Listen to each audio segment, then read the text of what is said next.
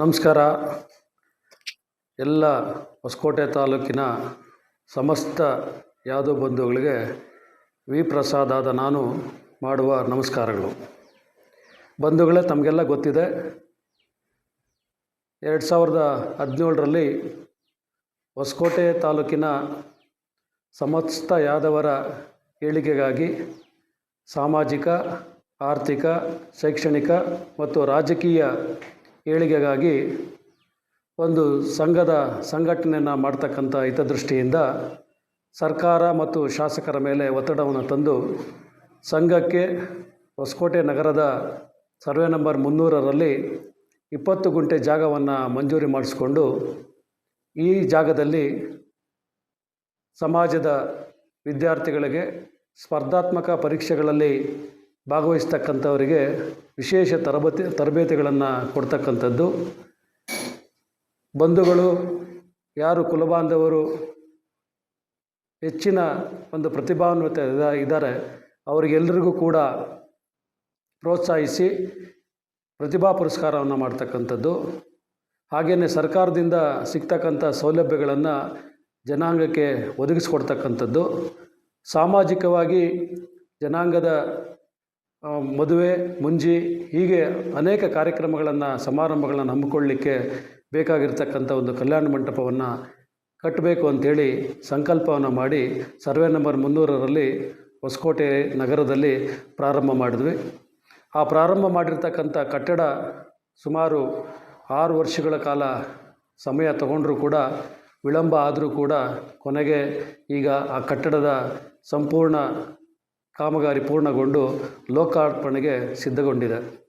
ಬಂಧುಗಳೇ, ತಮಗೆಲ್ಲ ಗೊತ್ತಿದೆ, ಈ ಉದ್ಘಾಟನಾ ಕಾರ್ಯಕ್ರಮವನ್ನು 2 ಹಂತದಲ್ಲಿ ನಾವು ಹಮ್ಮಿಕೋಬೇಕು ಅಂತೇಳಿ ಕಾರ್ಯಕಾರಿ ಮಂಡಳಿಯಲ್ಲಿ ತೀರ್ಮಾನ ಮಾಡಿ, ಮೊದಲನೇದಾಗಿ ಹಿಂದೂ ಶಾಸ್ತ್ರದ ಪ್ರಕಾರ, ಸಂಪ್ರದಾಯದ ಪ್ರಕಾರ ನಾವು ಪೂಜೆ ಪುರಸ್ಕಾರಗಳನ್ನು ಮಾಡ್ತಕ್ಕಂಥದ್ದು.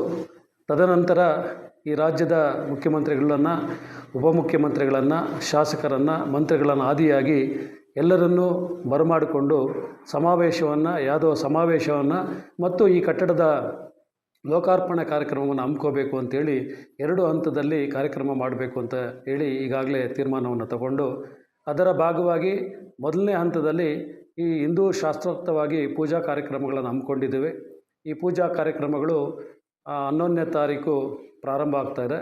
11/5/2026 ಸಂಜೆ 5 ಗಂಟೆಗೆ ವಾಸ್ತು ಹೋಮದಿಂದ ಪ್ರಾರಂಭ ಆಗಿ, ನಂತರ ವಿಘ್ನೇಶನ ಒಂದು ವಿಗ್ರಹದ ಪ್ರತಿಷ್ಠಾಪನೆ ಮಾಡುವ ಮೂಲಕ ಶ್ರೀನಿವಾಸ ಕಲ್ಯಾಣೋತ್ಸವವನ್ನು ಮಾಡ್ತಕ್ಕಂಥದ್ದು.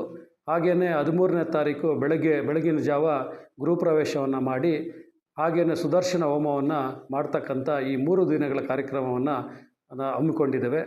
ನಾನು ಈ ಮೂಲಕ ಎಲ್ಲ ಸಮಾಜ ಬಂಧುಗಳಲ್ಲಿ ವಿನಂತಿ ಮಾಡಿಕೊಳ್ತೇನೆ, ಎಲ್ಲರೂ ಕೂಡ ಈ 3 ದಿನಗಳ ಕಾಲ ಕೂಡ ಬಂದು ಈ ಕಾರ್ಯಕ್ರಮದಲ್ಲಿ ಭಾಗವಹಿಸಿ ಕಾರ್ಯಕ್ರಮವನ್ನು ಯಶಸ್ವಿ ಮಾಡಿಕೊಡ್ಬೇಕು ಅಂಥೇಳಿ ತಮ್ಮಲ್ಲಿ ಕಳಕಳಿಯಿಂದ ಮನವಿಯನ್ನು ಮಾಡ್ತೇನೆ. ಹಾಗೆಯೇ ಮುಂದಿನ ದಿನಗಳಲ್ಲಿ ನಾವು ಈ ಕಟ್ಟಡದ ಲೋಕಾರ್ಪಣೆ ಕಾರ್ಯಕ್ರಮ ಮಾಡ್ತಕ್ಕಂಥ ಸಂದರ್ಭದಲ್ಲೂ ಕೂಡ ಯಾದವ ಸಮಾವೇಶವನ್ನು ಕೂಡ ಹಮ್ಮಿಕೊಳ್ತಕ್ಕಂಥದ್ದು ಕೂಡ ನಿಗದಿಯಾಗಿದೆ.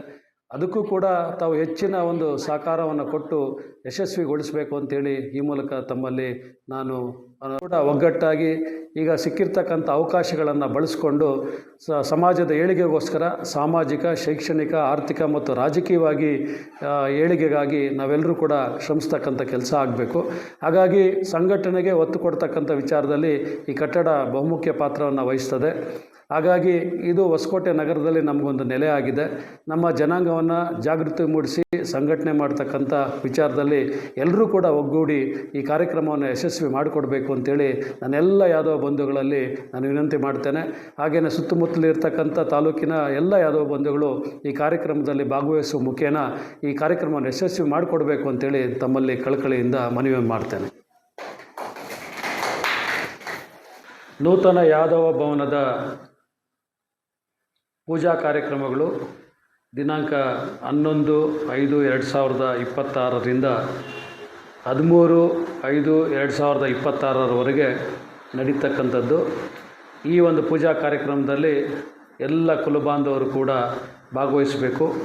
ಹಾಗೆಯೇ ಈಗಾಗಲೇ ಇಡೀ ತಾಲೂಕಿನ ಎಲ್ಲ ಗ್ರಾಮಗಳಿಗೂ ಯಾವುದೋ ಬಂಧುಗಳು ವಾಸ ಮಾಡ್ತಕ್ಕಂಥ ಎಲ್ಲ ಗ್ರಾಮಗಳಿಗೂ ಕೂಡ ಆಹ್ವಾನ ಪತ್ರಿಕೆಯನ್ನು ತಲುಪಿಸ್ತಕ್ಕಂಥ ಒಂದು ಪ್ರಯತ್ನವನ್ನು ಮಾಡಿದ್ದೇವೆ.